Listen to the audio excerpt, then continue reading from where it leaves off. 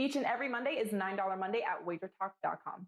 All daily picks packages are priced at only $9, including $40 5% best bets. As an added bonus, all new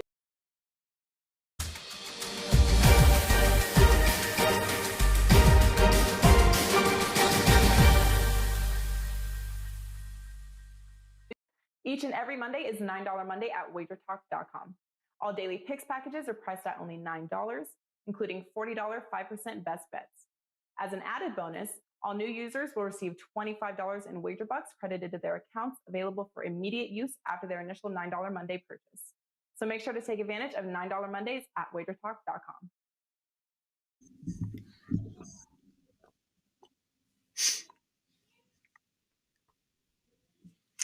Welcome back, guys, right here to WagerTalk TV. Happy Monday to you, and we have a couple games to break down today. And I want to take a little note out of the WagerTalk Twitter account, Carmine, as they shouted out.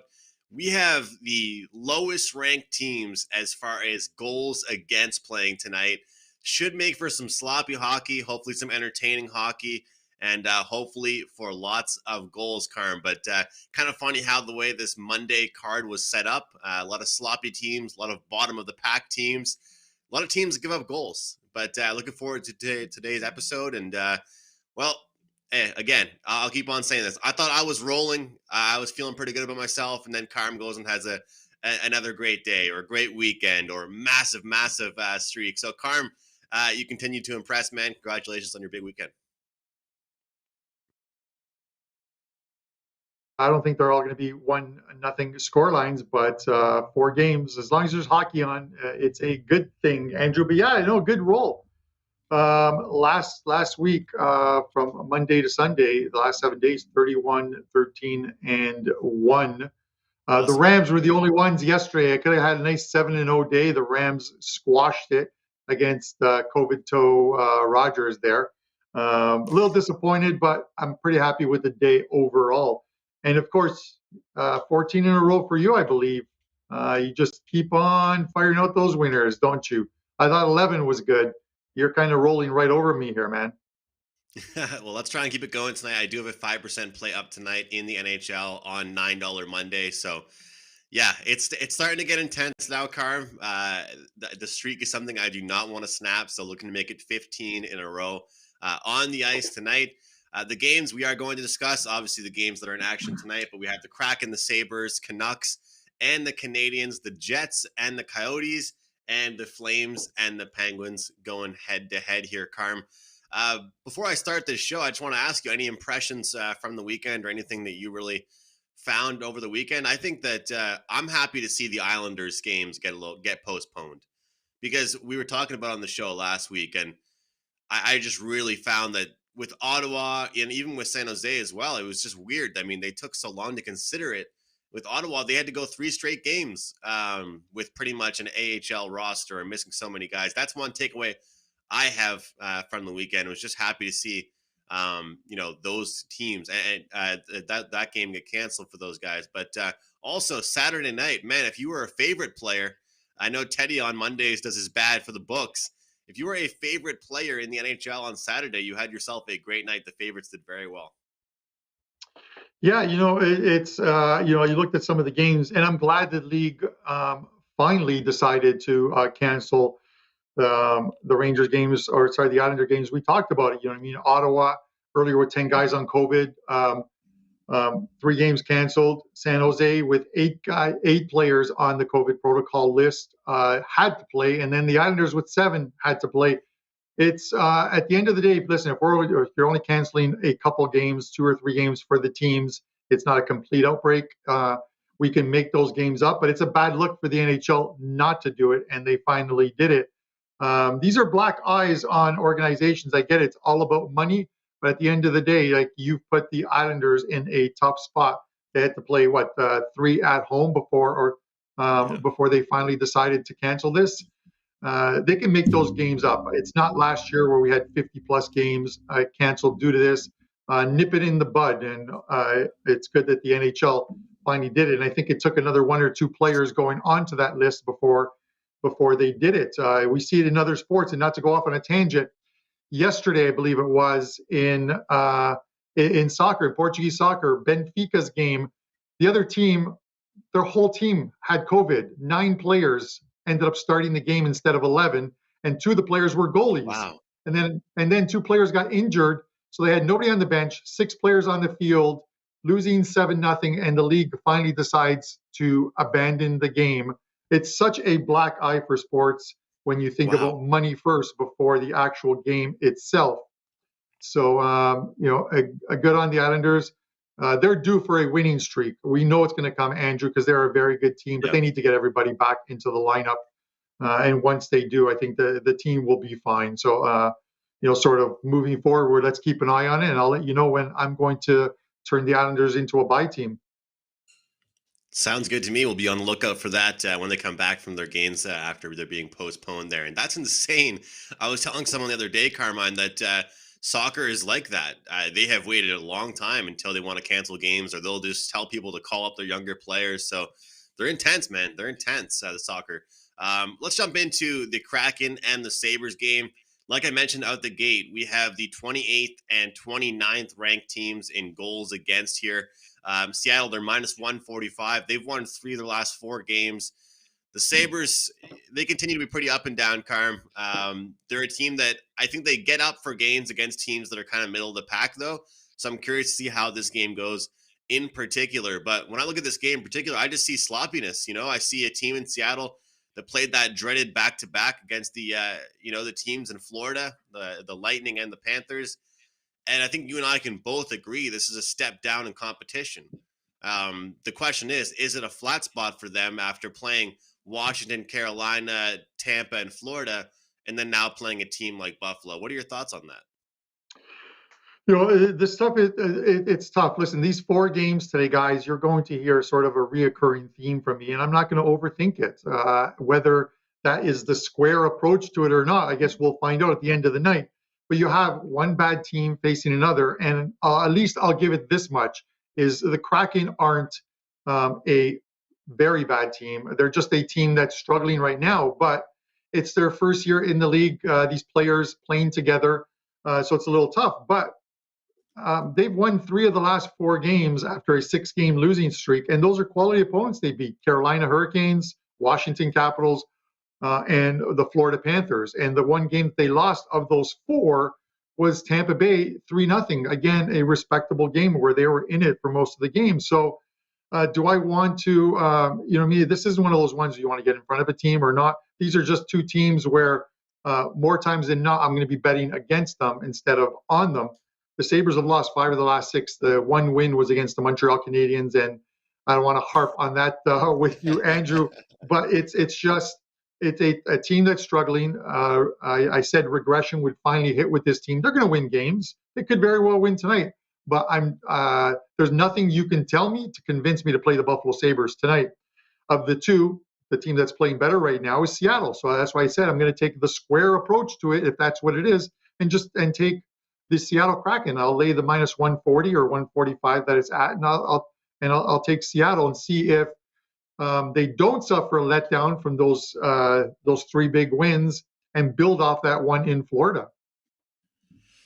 Well, the funny thing is, I said to myself on the season, Karma, I wasn't going to look towards taking Seattle on the road nearly as much as I would at home, and they go ahead and have that great game against Florida and a back-to-back, which was really impressive. And now they get to play a Buffalo team that, like you said, they're not a team that you can rely on. They had that small little mini run to start the season, and since then it's been really up and down for them. I'll tell you, watching these Buffalo Sabres teams reminds me of the days where I was covering junior hockey teams, the CHL top prospects in Canada, because that's what it looks like out there, Carm. It's literally defensive mistakes left and right from the Sabres. And one thing about this team, though, they don't give up. For a full 60 minutes, they're putting it out there, except for I just don't think they're defensively responsible. So I'd be right there with you on Seattle, but I'd also look towards the over. I think we will see some goals in this game. I kind of think that when you have 2 teams that give up goals but are kind of middle of the pack as far as goals for, that's when you see them kind of explode for goals and start to find the back of the net here. And we should see Seattle come in with confidence, like you said. So I don't really expect a flat spot for them. They should be feeling pretty good about themselves heading into this game. At least you would expect them to be after playing some really top tier opponents and doing well against those opponents. So looking at Seattle and the over here. Vancouver Canucks and the Montreal Canadiens. That's next up here on the list for us. Montreal minus 125 at home. Vancouver plus 105 on the road. And I got to ask you, before we dive into this game, I'm curious because the oldest NHL handicapping trick in the book is betting on a team after their coach gets fired. What about what's going on right now with the Montreal Canadiens after Marc Bergevin was just relieved of his duties? Is that the same type of system or not nearly as much? Because I don't think it's similar, but it still is something going on in front office. Is that a distraction? Is that a motivation? Is there anything you can take out of that as a handicapper, Carm? No, I don't think it's a distraction, but I think it sends whether they're big shock waves or minor shock waves through that dressing room. That it's the hierarchy, or you look at a organization and before they start to blame the players, they blame the coach, they blame the GM. You get rid of the GM. The next move is usually, if they're still not performing, you get rid of the coach. You get rid of the coach, and they're still not performing. That dressing room's up next. So those players have to show a little bit of spirit and come out and win. There's a nice bounce back spot for Montreal, even though they haven't had the greatest of seasons. They got blitzed at home against Pittsburgh, and then go to Pittsburgh and beat the Penguins 6-3 on the weekend. And we've seen that in with some other teams this season. They get bounced in one game, go back and beat that team. So with that said, I'm going to talk about that a little later on, I think, in our final game. But this is one of those ones where you look at Montreal and they've got 4 games. This is, I think, a 4-game homestand for them, or the next 4 games up for them, other than Vancouver tonight, are the Nashville Predators, the Colorado Avs, and the Tampa Bay Lightning. 3 teams are playing some pretty good hockey right now. This might be where you want to get your win, because the Canucks are losers of 9 of their last 10, 6 straight on the road. And if it's Demko in net tonight, he hasn't been good. 1 in 6 his last 7. I think he's allowed 25 goals in those games. It's one of those things, Andrew, where I look at it, and I've talked about it before. If a team loses a few games in a row and then gets a win, I kind of like to take them back to make it 2 in a row. Sometimes it's that a little bit of good mojo in the dressing room. And I think it's easier to have the mojo here against a team that's struggling, as opposed to if they were playing the Colorado Avs tonight, or if they were playing Tampa Bay or Florida. So for me, I'm laying the minus 25 here, and I'm going to take the Montreal Canadiens. Well, I love to hear it, Carm. I definitely love to hear it. I'll send you a jersey. You can be a Canadiens fan for the night, and then you can turn back into being a Sabres fan tomorrow. No, you can keep it. When I look at this game, though, I find it interesting because I was just talking about kind of the psychology of the handicapping and looking at the general manager getting canned. I'm not sure if you saw the comments from JT Miller, but that's been a huge deal right now in the Vancouver news. And for all of you guys out there listening, JT Miller was obviously he's a forward for the Canucks, and he was asked after he said every player needs to buy in, and he was asked, well, do you feel like every player is buying in? And he didn't really have an answer. He kind of shook his head, and for a grown man, yeah, he definitely didn't really keep things inside the locker room. He definitely let some of that stuff come out of the locker room, and that's something that's very key in sports, very key in hockey in general, where if you have a problem with someone on your team, you get that out in the locker room. You don't take that into the media. And so that has caused a huge issue, it seems like, in Vancouver. The chemistry, all of that stuff right now, the coaching staff, it seems to be a mess right now for Vancouver. So I'm with Carmine. I don't think things get any better for them tonight. They're also playing a back-to-back. So I look towards the Canadiens as well. Just a reminder for everybody out there, again, this dates back to last year in the playoffs. The Canadiens, when they score 3 goals, that's usually when they win. It's their magic number. When they don't score 3 goals, they do not have much luck. So I might even look at the over 2.5 team total in this game, Carm, just because I can kind of take out Vancouver scoring out of the equation and just count on Montreal to get a few goals on a team that has been making some defensive mistakes. So that's kind of where I'll go in this game, even though for the most part, when they do score those 3 goals, it seems like they're winning games. But I kind of want to take the more safe route in this wager, I guess, and take the team total for the Montreal Canadiens. I feel like they can get 3 goals here on the Vancouver Canucks. One more interesting game that we got to discuss here before our last one is the Coyotes and the Jets. And this is a massive price here, Carm. A massive, massive price. Minus 310 on the Winnipeg Jets. The underdog for the Coyotes, plus 150.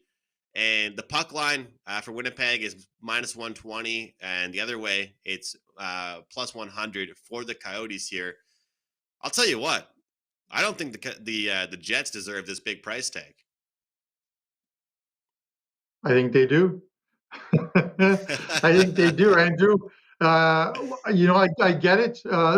They're a good team at home. This is the one difference. You look at, that 4-game win streak that they had, or the streak that they put together. That culminated in beating the Oilers 5-2 before they hit the road. And then they met up with a tough Pittsburgh team, but they're a pretty good team at home. Listen, Arizona, I get it. They've competed their last couple games. They picked up a couple wins on the road, but this is still a team that is 2-10. Having lost their first 10 games on the road this season, they're in for a long season. Again, I don't want to even overthink it. The Jets put that ugly losing streak that they had, a 5-game losing streak, away with that win on Saturday in Calgary. And that Jets team was part of my 6-6. The 6-6 went 3-3 on Friday's show, 3-3 on Saturday, the 6-6. But some plus money teams in there, so it eked out a small little profit. We'll see if we can do that again for the 4th straight time this Friday. But again, I'm not going to overthink it. I think the Jets are the play here. I think we see some goals tonight, and it's likely going to be from the Jets side of the ledger here. So I'm going to take the Jets minus 1.5, lay the minus 120. Don't like to lay juice normally on a puck line, but this is one where I think the Jets build off that win against Calgary. There's not much travel there, returning home off a 3-game trip from Calgary to Winnipeg, and that was again on Saturday. So I don't think that's a problem at all. Give me the Jets minus 1.5 here. All right. I love the way you just said, I don't. I'm just like, yeah, I think it's kind of mispriced. And Carm's like, nah, it's perfectly priced in this game. Well, the thing is, Andrew, is the teams like Arizona, teams like Buffalo, when they hit the road, even against some of the middle type teams, the teams in that 14 to 19 bracket of overall in the standings, they're going to be minus 250. Those teams are going to be minus 250 up to minus 350 against the Sabres, against Arizona. It's different if Arizona was at home and a big price. If it's different if Buffalo was at home and they're a big dog, it's a little different.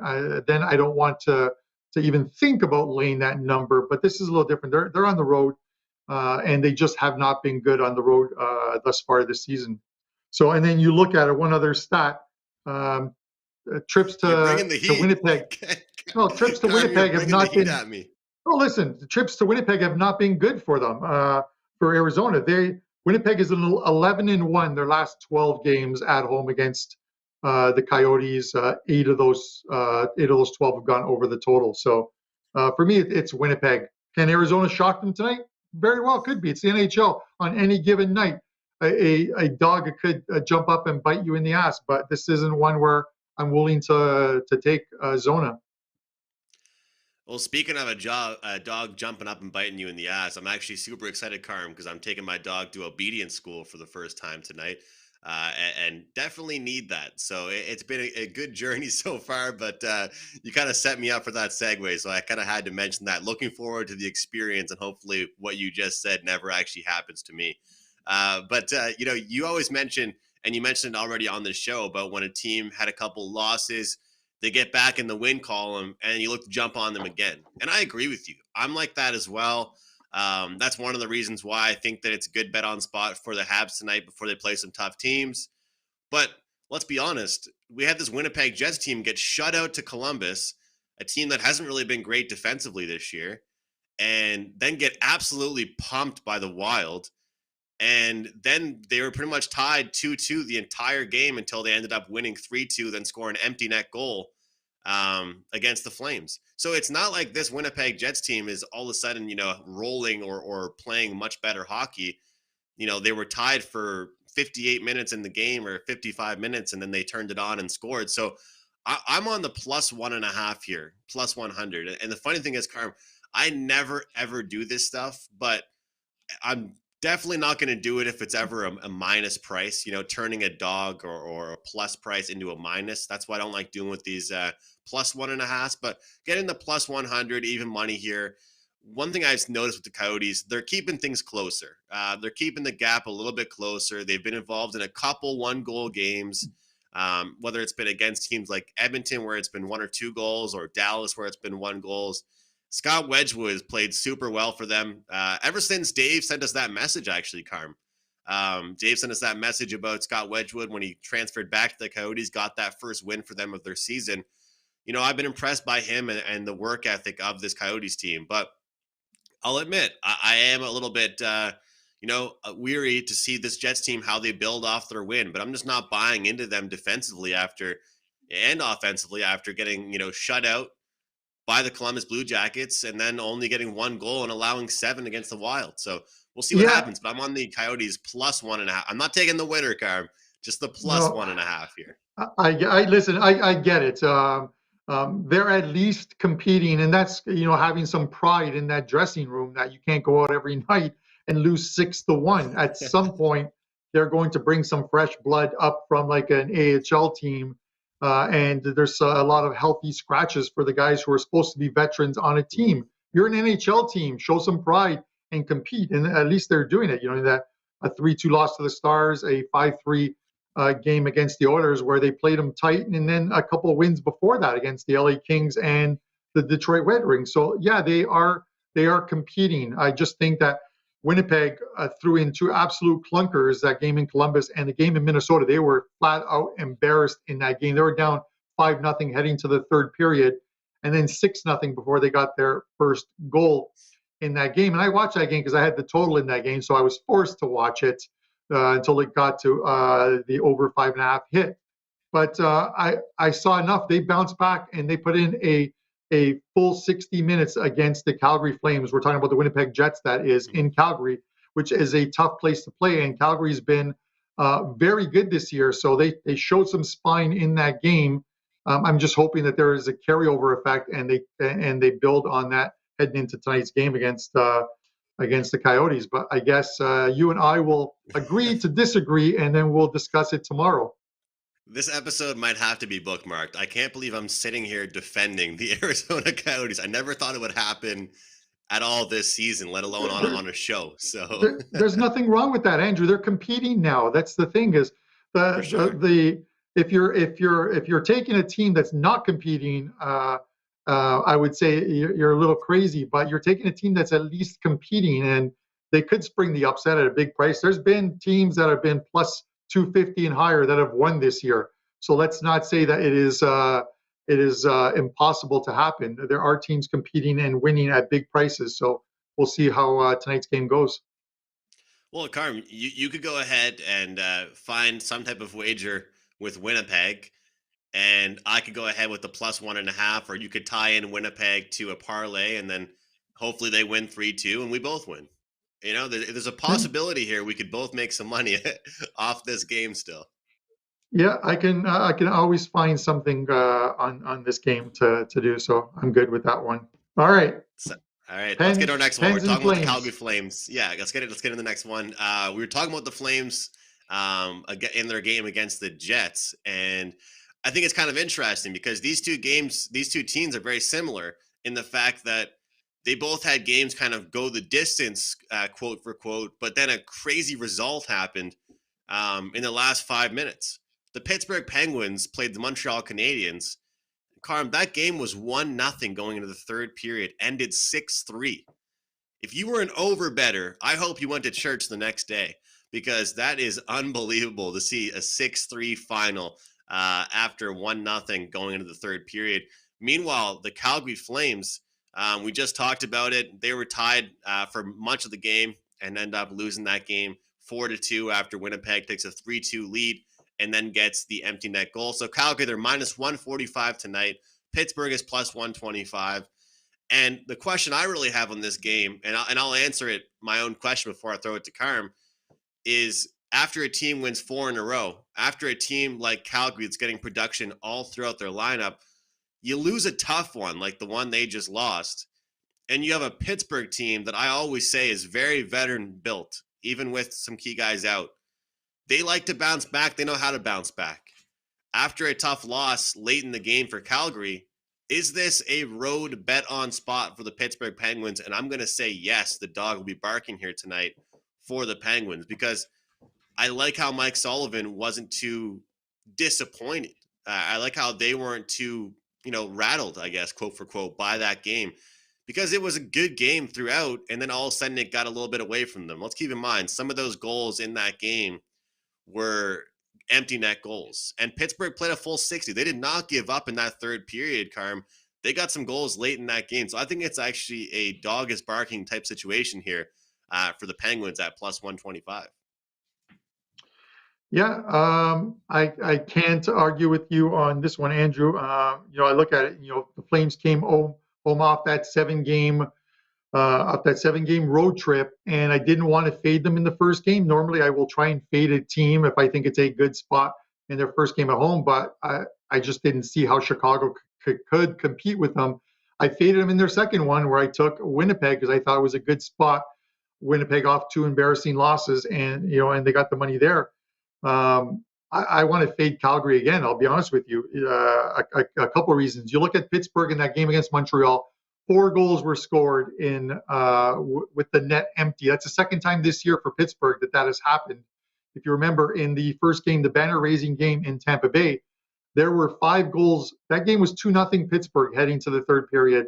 5 goals were scored with the Tampa Bay net empty in that game. So it does happen. Those are ones where if you have the under, it's an absolute nightmare. If you have the over, it's like you said, get the church and leave a little extra money in that basket before you leave.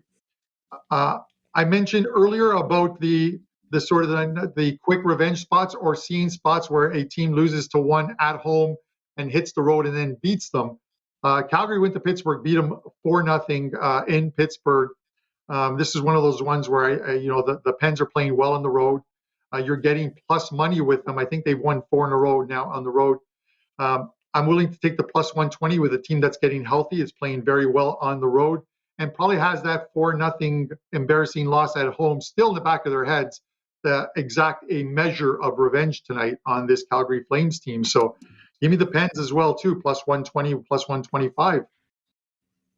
All right, so on this entire card, it sounds like we're on the same page, besides just one game, and that game was the one we talked about the most.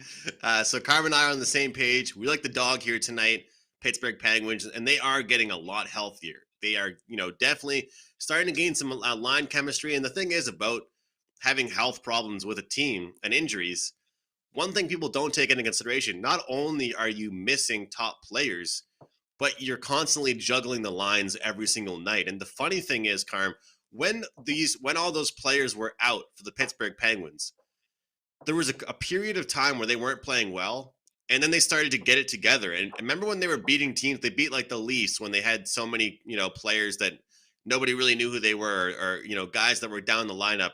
The problem is people don't understand. It's all about chemistry. That's kind of the way I look at it. A lot of times when players get injured, you have a new guy playing on a new line, doesn't know his teammates very well, their tendencies, and they don't have chemistry, and that affects things. But if you have Crosby or a couple other guys out for 3 weeks, all of a sudden those guys that took their place have developed that chemistry. And I feel like that's what we saw. And now with those guys coming back, and we're starting to see these guys get those consistent lineups, because the Penguins aren't really a team that mixes up their lines. Some teams, they change their lines like every game, Carm, but we don't really see that from the Penguins. So I like the way they ended their game against the Canadiens, and I'm right there with you. I feel like they're a great underdog spot here on the road tonight. We talked about on Prop It Up on Friday, I know you always get at me about putting you on the spot with questions, but I'm just asking you, do you ever look at the Grand Salami stuff away and home? I haven't looked at it today or anything like that. I'm just wondering if it's something you ever look at. No, I think at some points I did last year, but there's so much with so many other props out there. I can't take unders in Grand Salamis just because. By the same token, if you're dealing with 5 or 6 games, you're dealing with the empty nets likely sometimes in 5 or 6 games.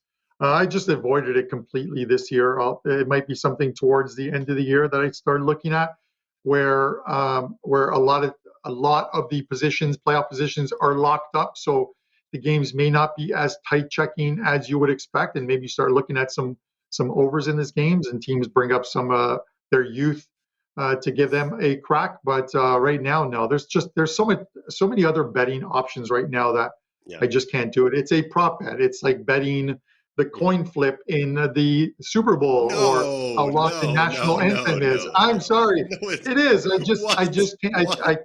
I can't do it, Andrew. It's just I can't do it. But to your point of Pittsburgh, of players coming back, yeah. See, the NHL, we've seen it this year. A lot of teams have missed some of their best players, but they're still competing.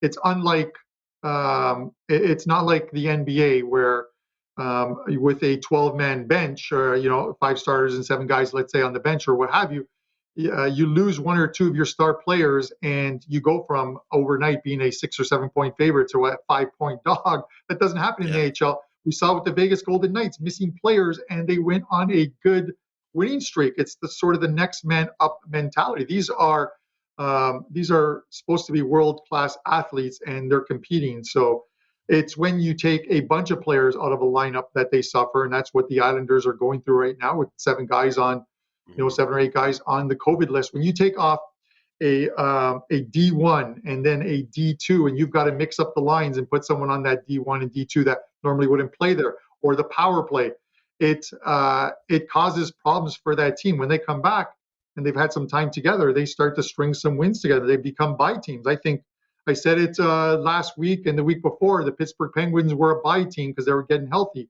and they're getting wins.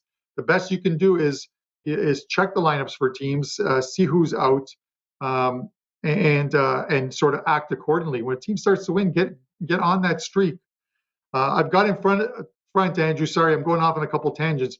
I've got in front of a couple streaks this year, but I finished on the right end of those ones, which I'm pretty happy about. With the LA Kings fading them, and then I taking Minnesota against Colorado. I just thought it was a bad spot for Colorado, and Minnesota got us the money. So just look for bye teams, and much like the Buffalo Sabres, a sell team. You just got to bet against them. Yeah, I would say so as well. Yeah, that's one thing you have definitely made me really consider and always look at is the schedules coming up for teams. And I always looked at who teams have played, but you've always mentioned it and really pressed hard on look at teams' schedules coming up, next 3 games, 5 games, 10 games, and see where you can find the wins between those. We want to remind you guys about the last day of our special Thanks30 promo code. Thanks30 will get you 30% off any package at WagerTalk.com, listed at over $149. 30% off using Thanks30. That applies to both Carmine and myself. You can use that for NHL packages, soccer, UFC, basketball, whatever it might be, or just a long-term 90-day pass. You can use Thanks30 and get 30% off that package. Last day for that promo code. Make sure you guys check it out. Carmel, go to you, man, for your best bet and promotions for tonight.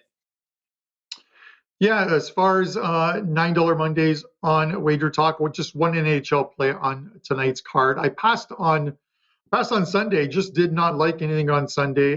Between Friday and Saturday, it was a 5-in-1 day, so I'm pretty happy about that. But let's just try and keep this going. So one play up tonight in NHL and a play for tomorrow in EPL soccer, a 5% play. You can get that for $9 until midnight tonight. My best bet, I'm going to go back to the second game we discussed, the Vancouver-Montreal game. I'm going to lean on the Montreal Canadiens. It pains me to do so, especially with Don Buster coming on tomorrow. If the Canadiens win tonight, he's just going to get on me there. But Demko hasn't looked good. Vancouver hasn't looked good. Losers of 9 of the last 10, 6 straight on the road, and the Habs are off a win. Let's see if they that 6-3 win can stir this team up a bit, along with some changes in management. Let's see if they can string 2 together tonight. So, Andrew, Montreal Canadiens minus 125 for me. Absolutely love to see it. Karma's hopping on. Well, I want to say hopping on the wagon, but it's not much of a wagon right now. But hopefully a streak that is about to start. The Montreal Canadiens minus 125 for Carmine. And make sure you grab his soccer play tomorrow. 5% play. I always try and tell you guys, 5% plays, especially with soccer. Check it out for Carmine, wt.buzz/CB. Carm, for me, you guys know what I'm promoting already. 14-0 NHL run. Going for a win number 15 tonight, 5% play, only $9 at WagerTalk.com. I've told you guys already, I've done much better this year on the smaller slates. We've seen games or days with 13 games, and I might have only had one play, one read, one lean. On the days like today, with just a handful of games, this is where I can really take a deep dive into each game and kind of find my best winners. And I really have done that today, I believe, with this 5% play. So check it out over at WagerTalk.com, or you can use that promo code THANKS30, take 30% off an extended term package. But I'm going to shock you guys with my best bet on the show today. And I am going with the Arizona Coyotes plus 1.5 goals as my best bet on the show. Mark it down. It'll probably be the only time on the year that I actually do this year. But I believe we will see a closer game than some might think. We are getting plus 100 here on a team that has been competing, battling, and keeping games close. And I'm not buying in that a Winnipeg team is going to blow this team out like some might think. So give me the Coyotes plus 1.5, especially if we have Wedgwood in between the pipes. I really like the spot here, plus 1.5 for the Coyotes. Guys, thanks for watching. Welcome back here to Wager Talk. We got lots of shows coming up today, including Wager Talk today with Prez and Teddy coming up at 12 o'clock Eastern time. On behalf of Carmine, I'm Andrew. We'll see you guys tomorrow. Each and every Monday is $9 Monday at WagerTalk.com. All daily picks packages are priced at only $9, including $40 5% best bets. As an added bonus, all new users will receive $25 in wager bucks credited to their accounts, available for immediate use after their initial $9 Monday purchase. So make sure to take advantage of $9 Mondays at WagerTalk.com.